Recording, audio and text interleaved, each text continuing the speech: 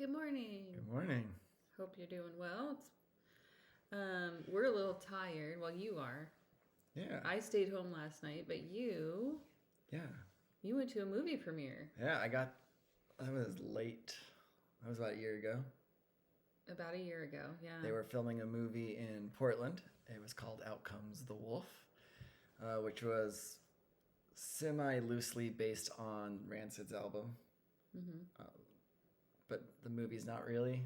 I guess it takes place in the 90s, 1995. So before we Punk get into rock that, scene. like you went with Evan last night. Yeah, so I took Evan. It looked a little too intense. I don't do Violence. Violence. I don't like the intense violence. So the boys went. We did.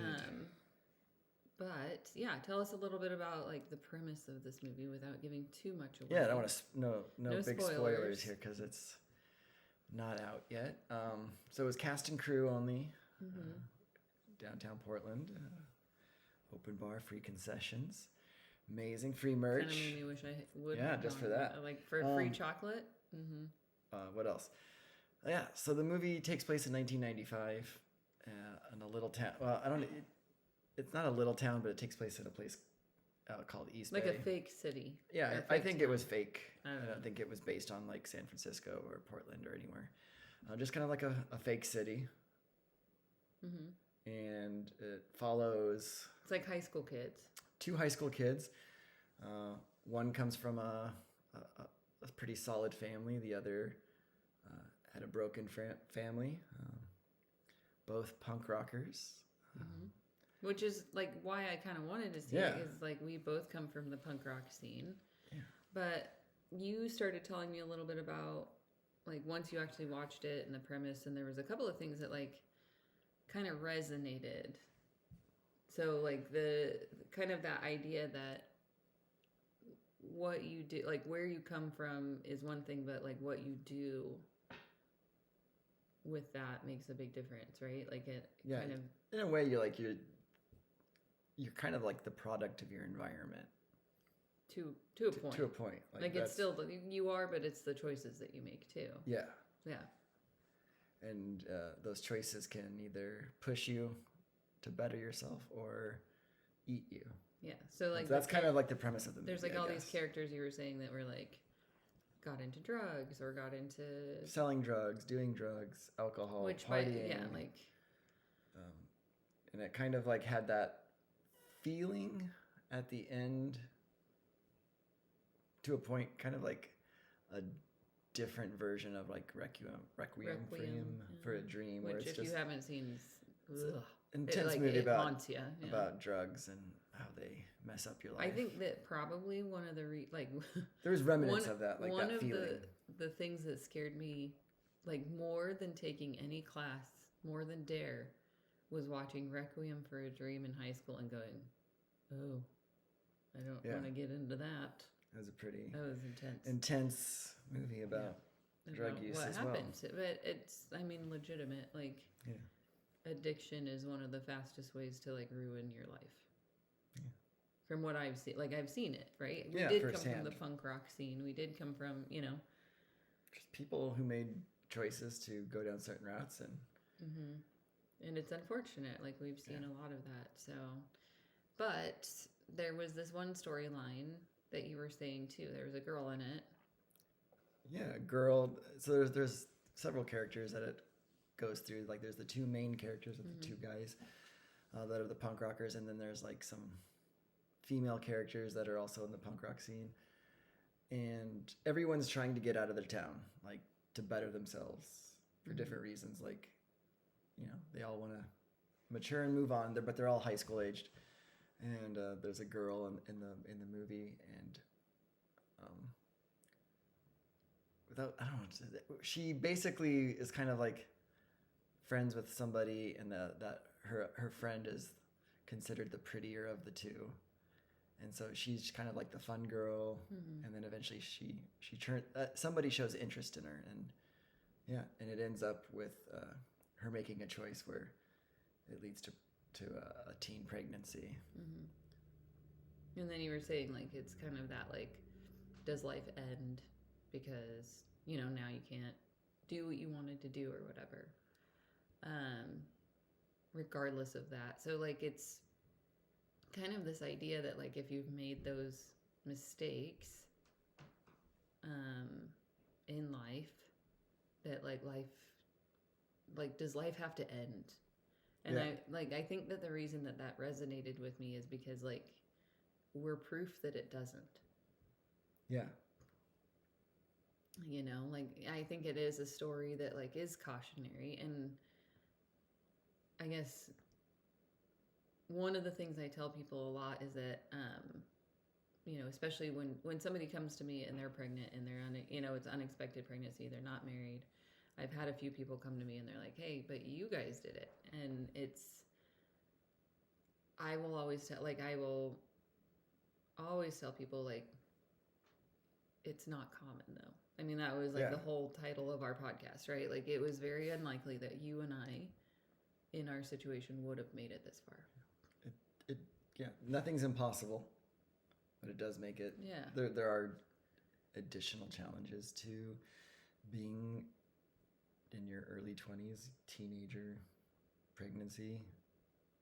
Mm-hmm. So why do you think we did? So like if somebody's in this, you know, situation, they want to make it work. Like what was it about our relationship, do you think, that actually like ended up working for us?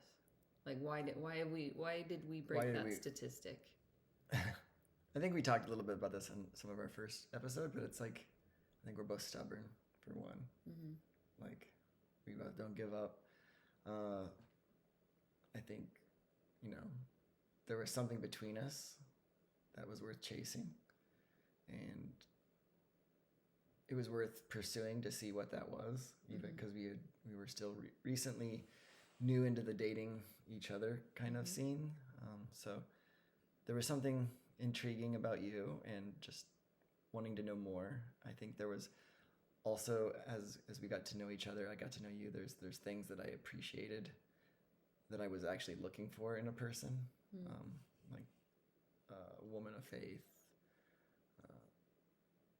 family oriented, driven, fun.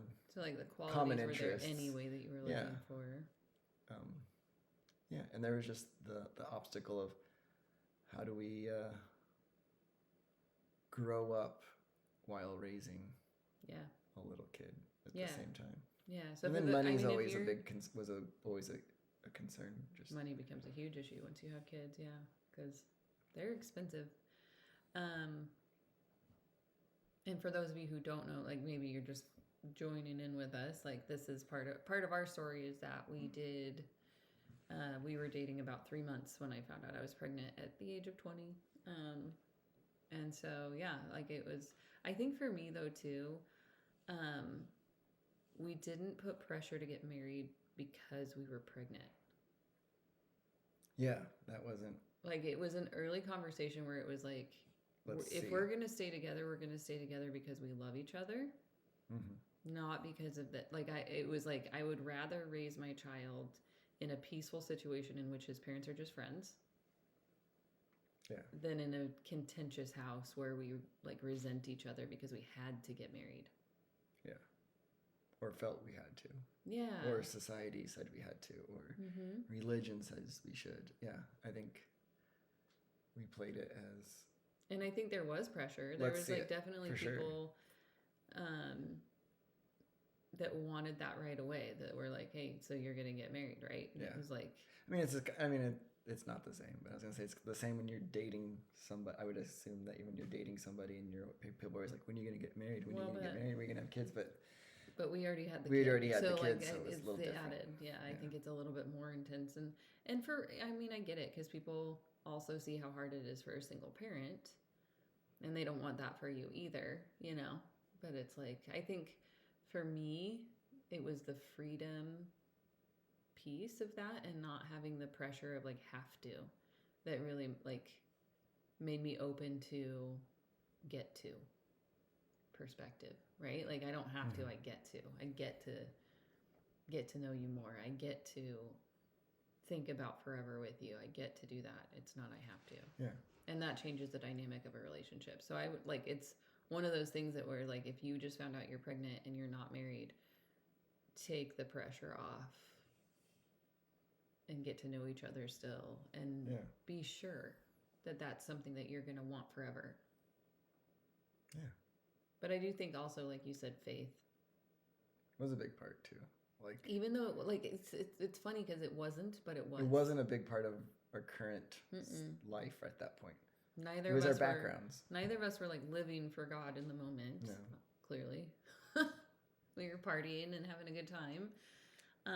But both of us had that background, and I think Foundational pieces the lined foundation, lined up really well. And then like that idea of, you know, when I first found out I was pregnant, one of the first thoughts I had was I should probably go to church. Yeah. And I know that's probably different for, you know, a Yeah. lot of people, because sometimes you're afraid of getting judged or whatever. But like, for me, it was not necessarily about like, I was, yes, afraid I was going to get judged myself going, but I wanted my kids to have the same foundation. So I was willing to kind of like suck it up if I was going to get judged so that my kids could, you know, it was like, we should do that. And then, you know, you agreed. Mm-hmm. And so I think that like, in those moments where I wasn't sure, I think the fact that like, I can confidently say that like, God is part of our marriage and we've entered into, you know, like, I think that that's helped a lot, is like the faith piece, because it changes the way we treat each other. Yeah. Changes our outlook on life, what's important in life, how we spend our money. Like, it changes everything. Yeah. And it's not just us. Like, I know, like, even in a lot of the books I read or whatever, there's these amazing people, and they go on, like, not necessarily it's required, but it is a common theme in a lot of people's lives, I think it would from be doing having that fun lifestyle, and then crashing and burning, and then, you know, hitting the bottom, and what else is there? Like, this isn't going to work out for sure on that lane, so let's pick a new lane. So well, I love that you just said that too, because that's, you know, maybe that door got closed, but that doesn't mean that there's not any more doors. For sure, yeah. And that you can't keep pushing forward in some way, you know, Yeah. like, yes, life had to pause for us because babies take time as well as money, right? Like, but then, you know, it was, how do we pivot and support each other through it? And I think, you know, there's certainly people in relationships where they don't have like the same faith, or they don't have the same, you know, like, there's certain things that are, you know, they don't have. And I do think that makes it more challenging whether you have kids or not. That's what I'm trying to say. Like, there's certain things that I think do need to align in a relationship. Maybe I'm old fashioned that way. Yeah, I think there's got to be something to build on for a relationship. You just can't. Yeah. I mean, if you Foundational can, pieces. you can just make it work and just have this. I don't know. I feel like it would be a hollow kind of thing, but I think, yeah, common interests, faith. I think there's a lot of things that are foundational to creating a loving, caring, like, someone you can depend on. Mm-hmm. So if you were to talk to somebody who was like a young Tyler finding out his girlfriend is pregnant, what advice do you have for him? Yeah, I would say, like, I don't know, take a deep breath, unpack it, just like find somebody you can talk with. Yeah. Like, anybody? somebody, I mean, not anybody. Everybody has their own thing, whether it's somebody you trust, I guess, somebody that you can confide in, somebody that you think is also, like, I guess, more supportive, that you would think would be supportive or would understand, or not be so judgmental about it, which sometimes is hard in itself. I think I was just talking to a coworker about that too, where there's certain friends in your life that when you're struggling in a relationship or something like that will be like, oh, just end it. Yeah, push in. There's other ones that And are just finding like, the friends that are like, no, like this is worth fighting for. yeah, Yeah. and family. There's a difference. So I'd say go through it. Like, feel the feelings, talk about it. Like, what is it close? Like, we talked about doors. What is it? What closes? What opens? And then, yeah, what is like, what is going to be hard to let go of for you? And what are you going to gain? And tell me about the significant other that, like, tell me about her or him. Yeah, like, is this a relationship Yeah. that you would Is it a healthy pursue, relationship to begin with? that you would want to keep pursuing anyway, or is this something that you're gonna need to just be friends who raise a baby? Yeah. Yeah. Yeah. I think there's a lot of conversations that need to happen. Okay. And then, So you think just like open the communication first? yeah, I mean, depending if that person is a person of faith or not, I think there's a lot of talk that needs to happen. Why specifically that? I mean, there's so many things, like, you know, where are we gonna, like, where you want to live, how do you want it, like, it's not just, you know. So you're thinking there's a lot of, like, in terms of like after the baby's born, and like yeah, deciding and what do how you to raise like? it. What do we need to do I see. together? Like, do you need somebody to drive you places? Do you need, you know, like, I think the woman's body, woman's choice kind of thing, but like, also as, like, I don't know. There's a lot of conversations. Money, like, where are you gonna live, and do you want to live together? Do you want to try this? And like, for us, it was like, we had to know each other first. Like, who are you? We didn't actually, if you guys didn't know, I found out I was pregnant, and then we did not move in together until after our son was born.